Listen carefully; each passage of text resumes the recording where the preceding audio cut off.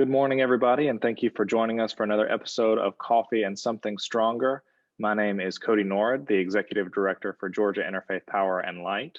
Coffee and Something Stronger is a coffee chat style interview show where we sit down with faith leaders, practitioners, and other academics to talk about the intersections of faith, climate change, and the justice issues of our time. This morning, it is my great pleasure to introduce one of my very, very good friends and someone who came up in this work with me, Reverend Cameron Thomas, the Director of Diversity, Enrichment, and Relations at Samford University, and also the Senior Pastor at Mount Zion Missionary Baptist Church of Cropwell, Alabama. Cameron, thank you for joining us this morning. No, thank you for having me, Cody. So why don't you start out by telling us a little bit about yourself, other than what I've just named here, and how you got into the work that you're doing now. Oh, beautiful. Well, as Cody stated, Cam Thomas here. Had the pleasure of being reared in rural Alabama, a small town called Goodwater, Alabama. And after high school, matriculated to Samford University. Came here in fall of 2010 and have not left. I did undergrad as well as did my MDiv at Beeson Divinity School, as well as I've worked in our undergraduate admissions and recruitment. Now I've transitioned since this past August to our academic affairs, working in our Office of Diversity and Intercultural Initiative. So that's kind of on one side, but in being a bivocational pastor, I've had the pleasure of serving as the pastor of the Mount Zion Baptist Church in Cropwell, Alabama, which is in county adjacent to the largest county in the state, Jefferson County, but it's located in St. Clair County. And so we've been there 8 years, working in what many would kind of typify as rural context. I'm from rural Alabama, so serving in a rural context. We're Missionary Baptist Church, as well as I would describe us as being kind of rural, but also heavily connected with having a unique relationship with our community, in that we have, I would say, the median age of our congregation is probably about 56, 57. And so with that, our aspiration is to work to engage our community as well as our parishioners and part of our congregation to serve in whatever capacity that they are, wherever they are, whether that's at their job, it's in their home, making that model apparent through preaching, as well as through the service which we do. And so with that, that's kind of who I am and what I kind of bring to this conversation. And also my claim to fame is that I took 4 semesters of undergraduate Hebrew with Cody Nord. So don't start. You got a reading for us this morning, Cameron, I think? Yes. I would like to do a reading of a devotional on Isaiah 55, 10 through 11. And I'm reading from the English Standard Version, and there's a short reflection after. Isaiah 55, 10 through 11. For as the rain and the snow come down from heaven and do not return there, but water the earth, making it bring forth and sprout. And so with that, this devotional comes from a friend that you connected with me with, Michael Malcolm, and he suggests that this Isaiah text paints for us the beauty of God's ecology. By showing us nature's participations in God's ecology, we see that there's a system at work that is designed to be regenerative. Our society today is designed to be extractive with our natural resources and our relationships. We believe that we are lords over creation instead of participants of it. And this text also challenges us to view a path forward that is regenerative and operates with the ecology. And so with that, he invites us to see that God participated in my care through the birth of Jesus Christ. This is an Advent devotional. And he says Christ participates in our care through salvation. God participates in my care through nature and community. And this is what got me, is that our role in ecology is to maintain God's ecology by participating in caring for creation as well. Yeah, so what about that resonates with you, specifically that kind of call to safeguard God's ecology? You know, Cody, in thinking about it, I I come from a tradition. I'm a missionary Baptist preacher. And so with that, talking about ecology, environmental justice was not something that was explicit in our kind of church tradition. But as I've continued to grow personally, and also see that my theological tradition, my faith denominational tradition did not limit me to pick one or another as far as issues or things that are of God's concern. And so with that, this speaks to me because it says that it displays to me that we as individuals do not have ownership of creation, but through God's provisions, we've been invited to participate in not just simply domineering or having dominion over, but have a responsibility that everything that we do, we should participate in not only the fruitfulness of it, but also the care and attention that is given to it as well. So I'm most appreciative that in my tradition upbringing, we're able to meet the apparent need from our lived experience. So I say this to say that it's so imperative that however it is that we view faith or view our kind of faith identity, that we are intentional to be able to see, okay, how is it that what I'm experiencing, not just simply how does this benefit me, but also how do my decisions impact those who are part of the community as well. And so I think that seeing this as an invitation to participate at God's invitation, then from there we are able to see our appropriate place in this notion of created order. I like the invitation to participate language. That's good language. You mentioned your tradition, which is Missionary Baptist, and I wonder if you could talk a little bit about that tradition. You mentioned that this sort of creation care ideology wasn't necessarily a core part of that, but I wonder if you could talk about, are there tools or pieces of that tradition that allows you to engage the ideas of creation care and environmental justice better or different? And then maybe there's some challenges with being from that tradition and trying to engage in creation care and environmental justice, which you might Yeah. lift up. So I'll say this. I think that one of the greatest benefits of my tradition is that there is this notion of identification that is made apparent for not just simply, in my case as a preacher, but even to the audience. So with that, there's a responsibility to see in the biblical narrative where it is that there's a connection between God's activity in past time, but also God's engagement and involvement here in the present. So for many, coming from this tradition, it's apparent, and there's some, biblical scholars as well as even homiletians who throw around this kind of notion of being able to center not just simply the audience, but even the preacher in a location, because all of us have influences from our context, from the way we were raised. There are some things that I can identify with from my rural upbringing in Alabama. And so that places me in a seat that gives me this vantage point in a manner that I see the world.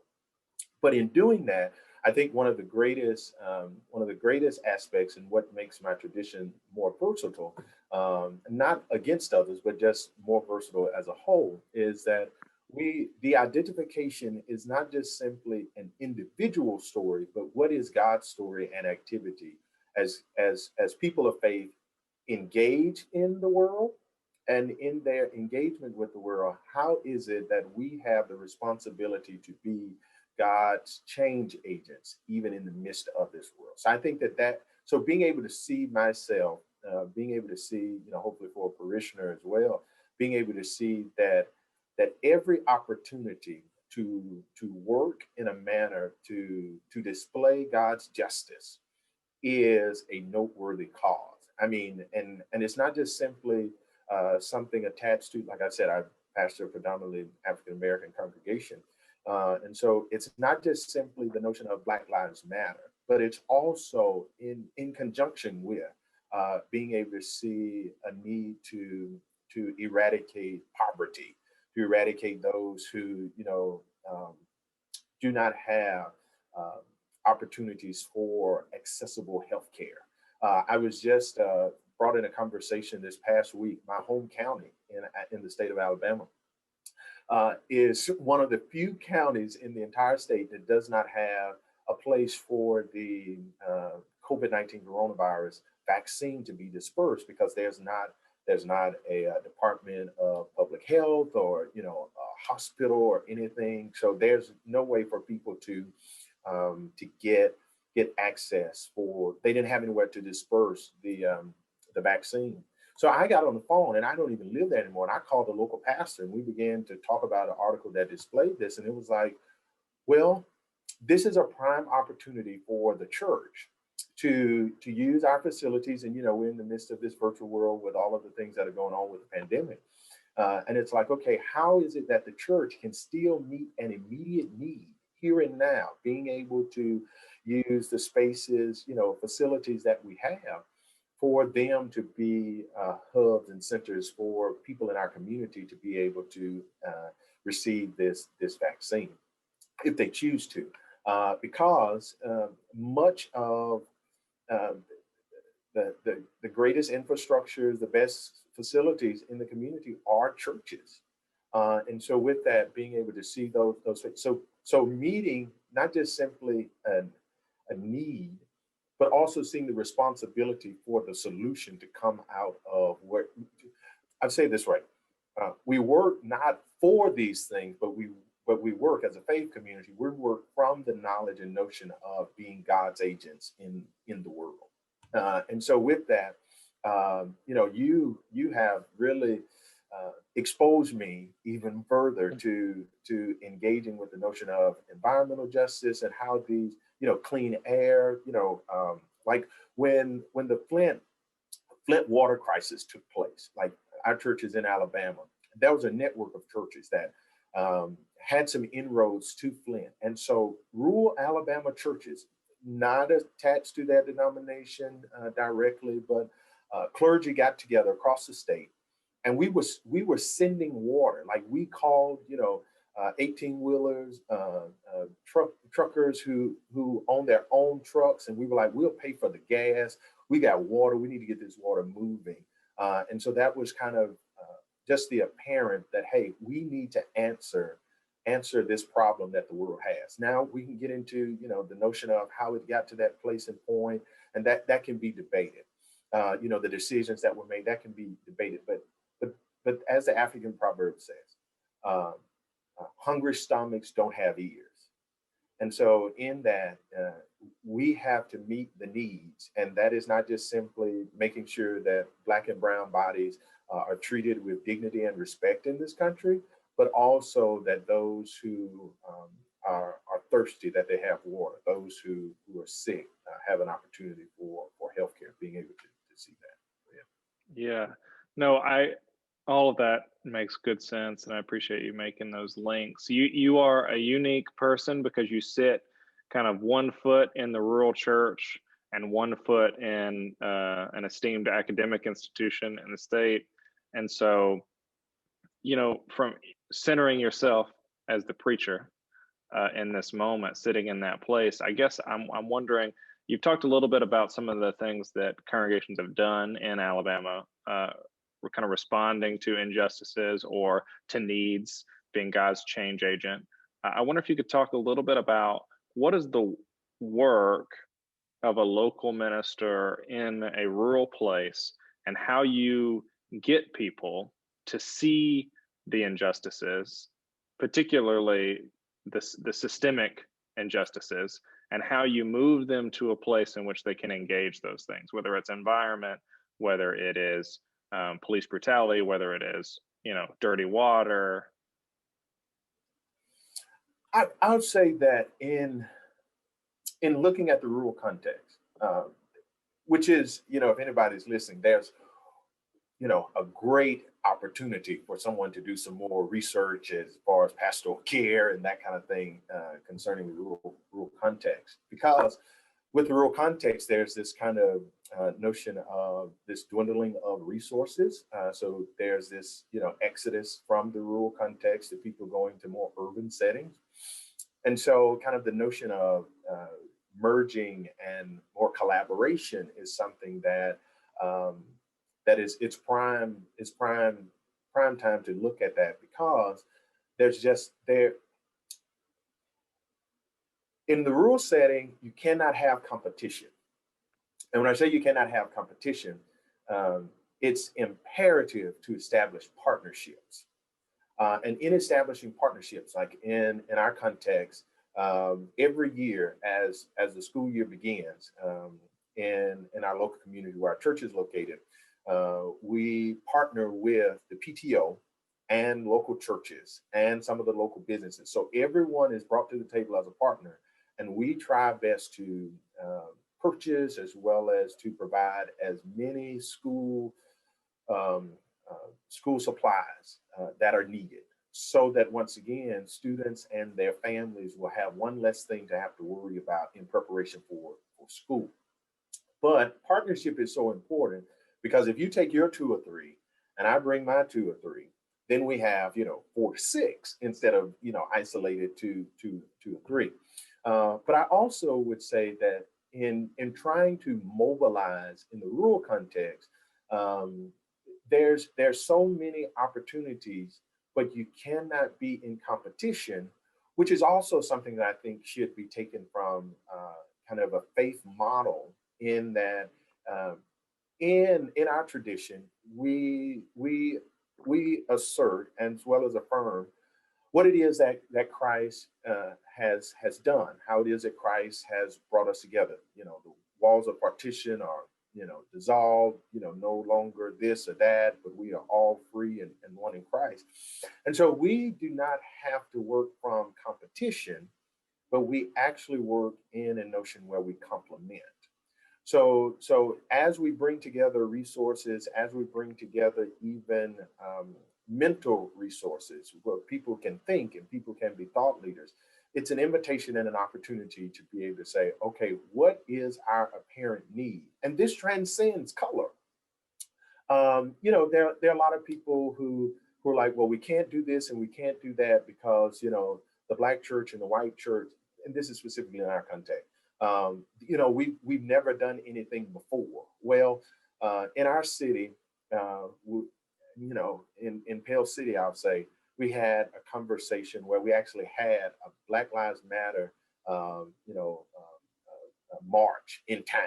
And so we had myself as well as the pastor of First Baptist in Pale City, which is like, the community anchor church, this deep Southern Baptist institute. And the pastor stood up there and proclaimed, in this context, even in the midst of his members, Black Lives Matter, which would have been, clerical assassination, suicide rather.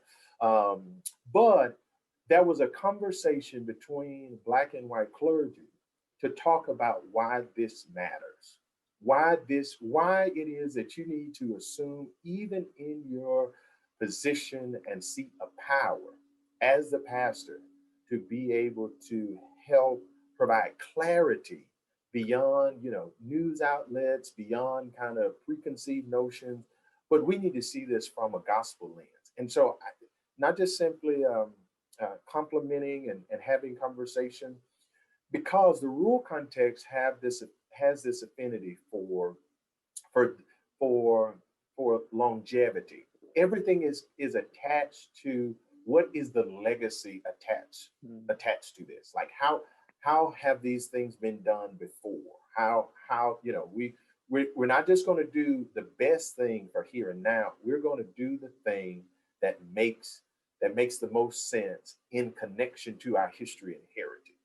And so sometimes we have to assume the position that that we have to go back and, with respect to a lot of other things, we have to go back and make sure that we are being intellectually honest. I wouldn't say intellectually honest in my context, but that's what we have to assume, to make sure that what we've used as anchors, what we've used as formative and foundational to who we become, how does this truly march us towards becoming a community that reflects the person, work, and life of Jesus Christ? Yeah. Formations and foundations. I also want to talk about the importance of theological education.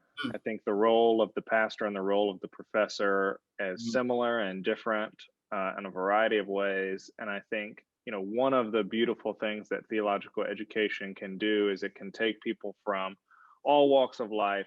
It can put them in a room reading some stuff they've never read before and force them to see each other's perspectives and to change. I know that that is true for both of us and the work that we've done together and apart. And so I wonder if you could talk a little bit about, the importance of theological education. And in particular, I think in your role, the importance of diversity in higher education. Yeah, no. Cleophas LaRue, who's a homiletician at Princeton Theological Seminary, says in his book, I believe I've testified, he talks about the formation of the Black preacher and the formation of the white homiletician. And he talks about how it's not native in my tradition historically. And once again, I'm coming from my rural experience. It's not been native in our tradition that there would be such a heavy emphasis on theological education. And because in many instances, the preacher has been formed, especially in the Black church, the preacher has been formed detached from a classroom and in a very sacred space in the congregation, well, on the church campus, the space that we call the pastor study. And so the pastor study served as a place for the things that we experienced in our religion courses, as well as even in seminary, the places where theological inquiry was encouraged, where this was a place where I'll never forget a time I was still back home, still in high school, and there was a preacher who had been called to the ministry, young in the ministry, but he was older in age. And I think that there was kind of some educational limitations as far as kind of what it is, its capacity to read fluently, that kind of thing. Well, he was reading John chapter 5. And in him reading John chapter 5, we were just talking about the text in the background, in the pastor's study rather. And he brought up there's in the King James Version, there's this translation where it talks about impotence. We're talking about a man, that was blind, halt, withered, impotent, that kind of thing. And so his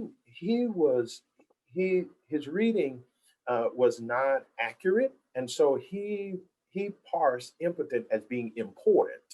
And so he began to say, if there were even important people there who were, laying at this book. And the pastor stopped the conversation and was like, it's not important, it's impotent. And so he then began to hold seminary class right there in the pastor study.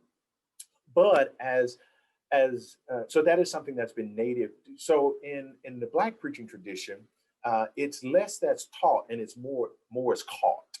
So there are things that you pick up as you move along in your maturation and development. But theological education does have formal avenues where we go to seminary, divinity schools, the theological institution, and they provide an opportunity, I think, to explore and to engage the history of God's activity in the world and throughout the church. And so many times I feel as if people miss out on the great depth of God's diversity because they've only been steeped and introduced to their own respective tradition. Like for me, if I only thought that the hooping and the Black preaching was the climax, was the capstone of preaching, then it might be though. It might be the capstone. But that coupled with the notion of a homiletical plot from Eugene Lowry, though I never would have been introduced to a Barbara Brown Taylor, outside of being shaped in theological. But I also would not have as much of appreciation for the creeds of the church. I'm Baptist, we're not anti-creeds, but we don't necessarily emphasize them. We don't have them.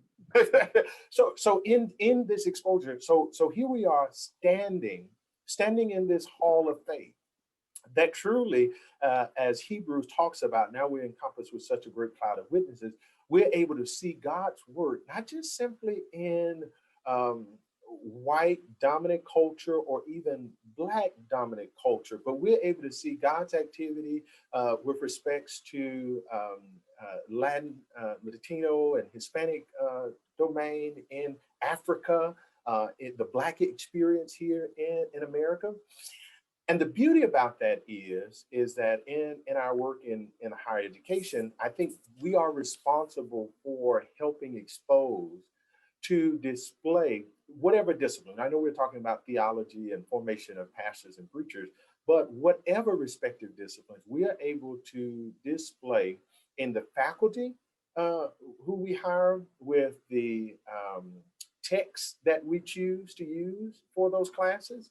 We are able to shape and form the next generation to be able to see that knowledge does not just simply come from a white male perspective, but knowledge comes representative throughout the whole of humanity, throughout the whole of human experience, because all of us get an opportunity to participate and share in what our community shall become. And I think detached from that, so I work at Sanford. My Our aspiration and hope is not just simply to do diversity because it's a hot topic issue, but framing it and shaping diversity in the capacity that we view it as a kingdom issue. Like, this is something that's important to God. So as a result, it is important to us. And with it being important to God, we have the responsibility to expose as well as to enhance the students who come to our institution in a manner and capacity that they will not see their experience in their undergraduate or graduate program or even doctorate level. They will not see it as transactional, but they see their experience as transformational. And in it being transformational, there are things that the Black church can learn from uh, mainline Protestant denominations. When I talk about the Black church, I'm talking about the 7 historically Black founded denominations. Um, but there are also things that can be learned, as Esau Macaulay calls it in his book Reading While Black. There's much that the Black ecclesial tradition has to say with respects to justice, hope, as well as God's activity in even the Black lived experience. And so sometimes what education, higher education, specifically in diversity, it allows us to change seats, to be able to see. I was talking about the social location earlier. Allow us to see this notion from others' perspective. And I think that is something that in the formative years of any educational experience, that is something that we should be touting and something that we should have as a priority. Yeah, I'm interested in a little bit more about kind of what you think the responsibility, kind of respectively, of both the local church and then the academy and the institution in which you sit to kind of speak out from both kind of your own lived experience, but also in this vein of taking other perspectives or thinking about kind of marginalized experiences to speak out on issues of injustice, or that can be environmental, obviously. There's obviously racial injustice, immigration, refugees, all manner of medical labor injustices. And so all of those things, what's the responsibility of the local church to speak out on those things, and for the institution to speak out on things, and perhaps even for the institution to train up people who might speak out on those issues? Yeah, yeah. Cody, I think once again, it's this is so, to me, it's a given already from my tradition, in being as what some would call a part of the Black prophetic tradition. In where there is an injustice, assuming the posture of not just simply Jesus, because this is also, it's also a gospel lens, which I know is kind of triggering word for some, but it's a gospel as well as it is a part of the whole of Scripture.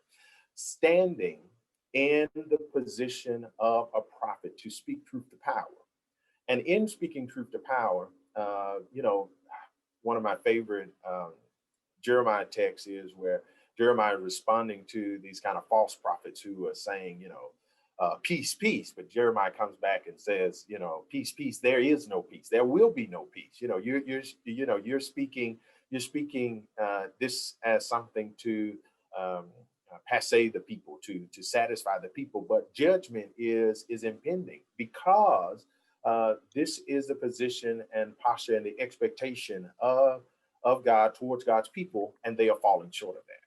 And so institutions, as far as the church, if there was something that's going on in our communities, we must be prepared to speak against them in our worship gathering as a community of faith. And the reason is that I'm convinced if we speak as if our worship experience is shaped and defined in this vacuum that is unaffected by the things that are going on, the lived experience of the people who occupy the space, it would be an insult to God, because we would assume the position that we are projecting to our congregants that God has nothing to say about this. So instead of us speaking about it, we will remain silent as if God has nothing to say about this. And to be honest, if we really follow the scriptures, especially, the example of Jesus was like, worship is kind of not, worship is something that you get a chance to experience and participate in, but your worship is invalid if there is issues that need attention and we are being silent. Like if you got an altar against your brother or your sister, before you come to the altar, you need to make that right with them. And so with that, institutions, and when I say institutions, I'm talking about church, I'm talking about higher education institutions, I'm talking about denominations. There's a responsibility in speaking into existence those things that take place in people's lives. But if our worship experience is so homogenous that these things do not, in some capacity, directly or indirectly affect our community, maybe we are too narrow concerning who it is that we engage with and who it is that we work with. I was in a setting and during my seminary time, and in that time there were just some things that the silence was deafening. I would say that, we're coming off King Holiday. The silence was deafening of people who I saw as brothers and sisters in the faith. The silence was deafening. And so from there, I began to express what it is that I felt, because I occupied the space, and at that point I was the only person of color in that setting. So I took it upon myself to say, hey, I'm tired of us acting like this is non-existent. So then, how can I put this? A person of influence and power in the group dynamic said, Cam, I'm sorry that these things that impact you have not been a direct concern of mine. That I haven't paid attention to them because it's not something that I've had to live. And so as a result, I never even thought or even considered that would be something of concern of someone in my community. And so with that, I say, as institutions, we have a responsibility to grab the prophetic tradition and speak truth to power.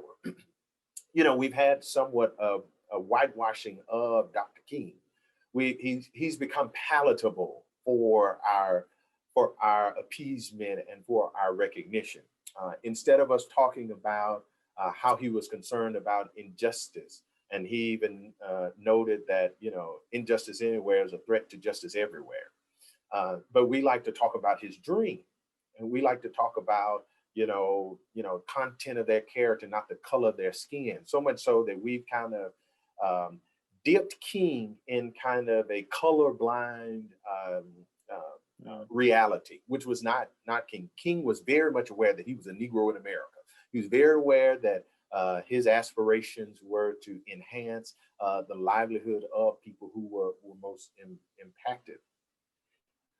But in doing that, he has the courage to speak up and say what needed to be said, even at the expense of it costing him something. The unique thing about the generation that's behind us, Cody, and I would even say even many in our generation, is that um, platitudes and statements without action that follow up actually distorts more of your reputation and your perception. Mm. Because if you were passionate about making a statement concerning Black Lives Matter, there's also a responsibility that comes with talking about white nationalism. Like it's, and the reason being is that they cannot coexist. If you receive one, then you also have to be against another. In this case, it's not a both and. In this case, it's actually an either or. And so with that, we've seen, some institutions have made statements, some kind of denominations, some even pastors have come out to make statements, which is noble. But to be honest, if you're not prepared to, how can I say this, Cody? If you're not prepared to stick out and take what will come by you standing up and saying what it is that needs to be said, to be honest, you might as well stay quiet. Because this is not a time for you to be scared and notion, because those who care about these issues, they need to know that they are valued.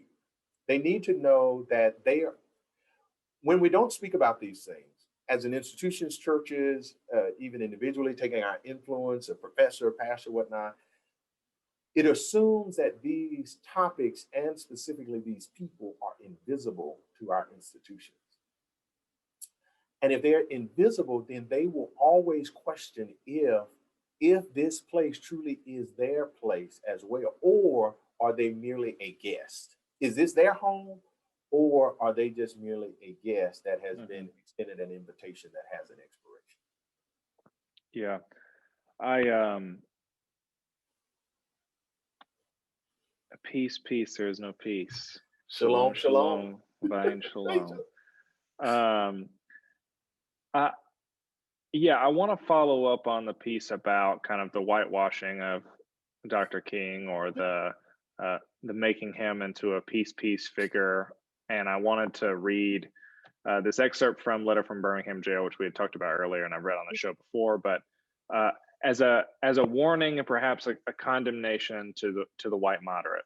And so I'll read this. It's a bit lengthy. We're going over time, but I think it's worth it. And I'll read it in the words that Dr. King used when he penned the letter. It says, "First, I must confess that over the past few years, I have been gravely disappointed with the white moderate. I have almost reached the regrettable conclusion that the Negro's great stumbling block in his stride toward freedom is not the white citizen's counselor or the Ku Klux Klanner, but the white moderate, who is more devoted to order than to justice, who prefers a negative peace, which is the absence of tension, to a positive peace, which is the presence of justice, who constantly says, 'I agree with you in the goal that you seek, but I cannot agree with your methods of direct action,' who paternalistically believes he can set the timetable for another man's freedom, who lives by a mythical concept of time, and who constantly advises the Negro to wait for a, quote, more convenient season. Shallow understanding from people of goodwill is more frustrating than absolute misunderstanding from people of ill will. Lukewarm acceptance is much more bewildering than outright rejection."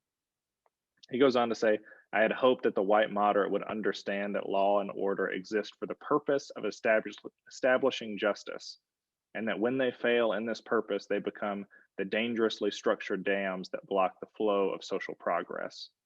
I had hoped that the white moderate would understand that the present tension in the South is a necessary phase of the transition from an obnoxious negative peace in which the Negro passively accepted his unjust plight to a substantive and positive peace, in which all men will respect the dignity and worth of human personality. Actually, we who engage in nonviolent direct action are not the creators of tension. We merely bring to the surface the hidden tension that is already alive. We bring it out in the open, where it can be seen and dealt with. like a boil that can never be cured so long as it is covered up, but must be opened with all its ugliness to the natural medicines of air and light. Injustice must be exposed, with all the tension and its exposure creates to the light of human conscience and the air of national opinion before it can be cured. A much more poignant display of, I think, what Dr. King is trying to get at, and the responsibility of white people, particularly people who might situate themselves in an institution or in charge of a congregation, who kind of want to keep the peace and say, yes, there are some problems, but there are different ways to go about them, and perhaps that can be handled over a cup of coffee, and perhaps not. And so, I wanted to offer you the opportunity to reflect on that, but in particular, how in the work that we do, how to, both in the classroom and outside of the classroom, how to encounter people who sit on the fence, this moderate fence, and demonstrate actually the position in which you hold helps to support injustice, and what you actually need to do is move into this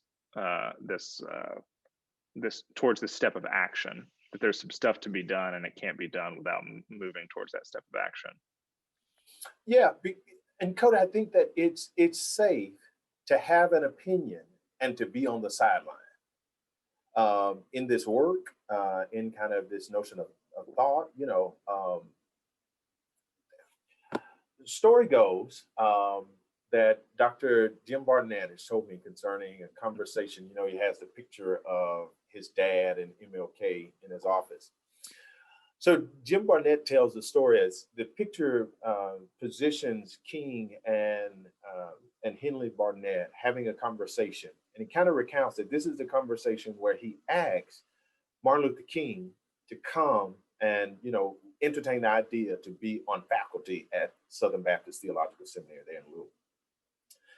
And the notion, the story goes that King tells Henley Barnett, he says, I'm honored that you would think such a thing. I'm honored that you would even start having this conversation with me. He says, but I believe I have a charge to keep. King saw his work as being that which God had called him to do.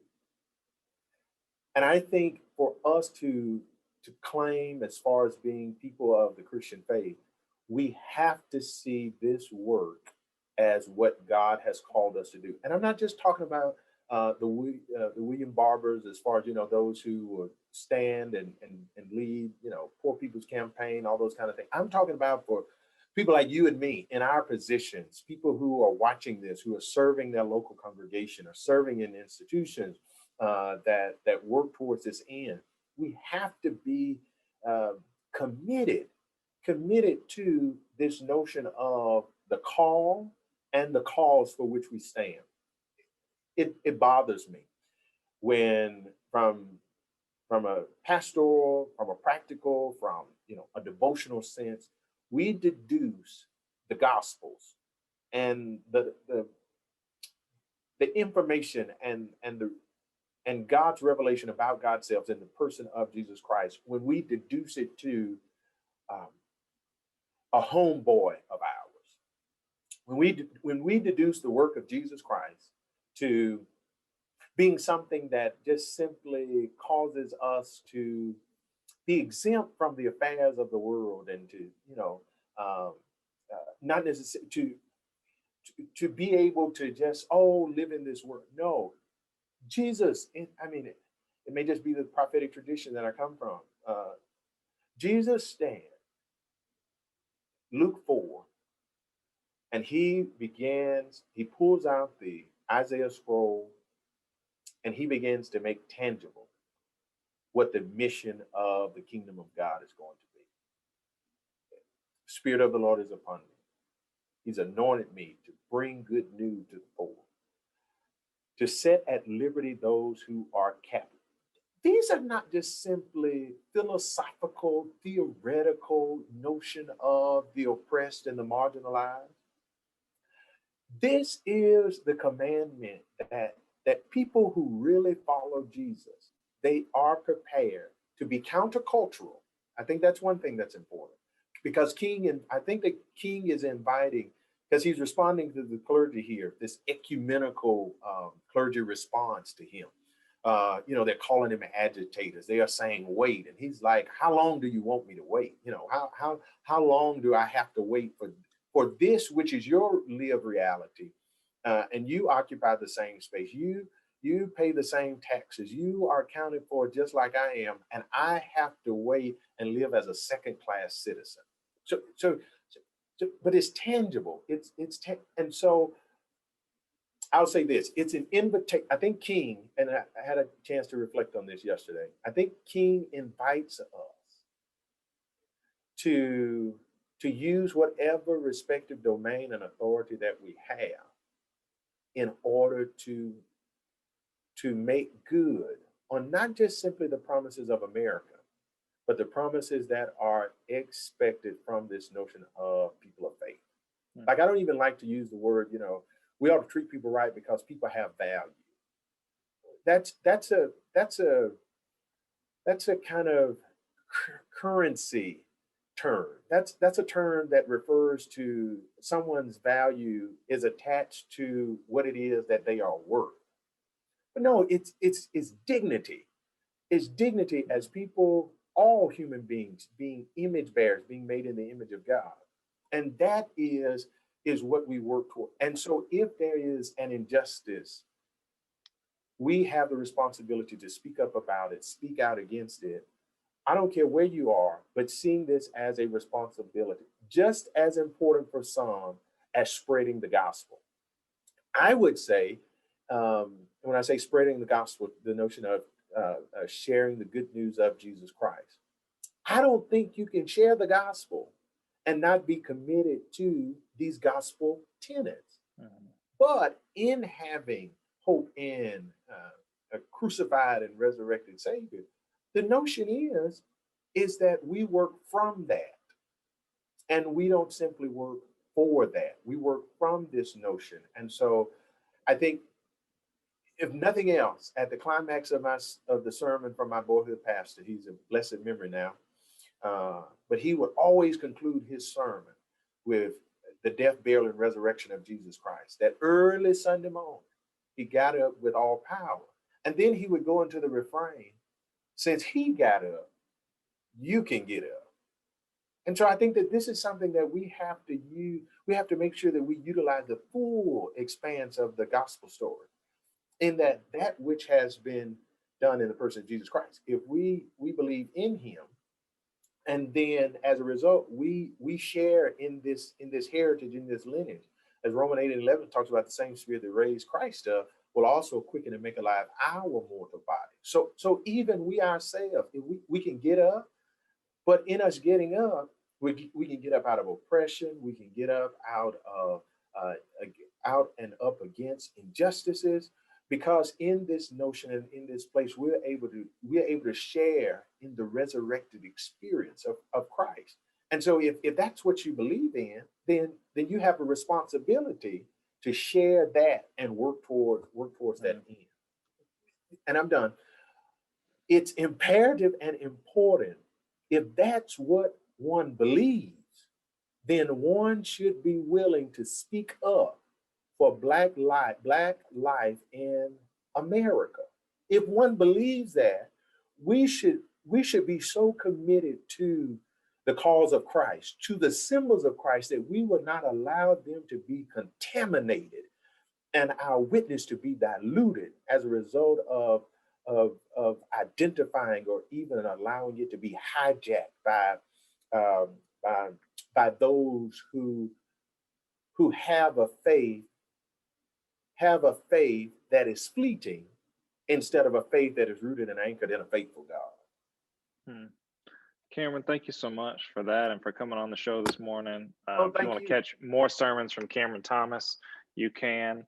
I think I want to leave us with that sentiment, that get up sentiment, and get out and speak out, in particular against all of these injustices, and the idea that these religious symbols of justice, hope, and a a world of righteousness, that they might not be co-opted by systems of white supremacy and white nationalism, and that we might all get up and do the work to bust apart those systems and make something else. So Cameron, thank you so much for coming on the show. I really appreciate it. Thankful for your work. Thank you everybody for tuning in, and we'll see you again next week. Bye-bye.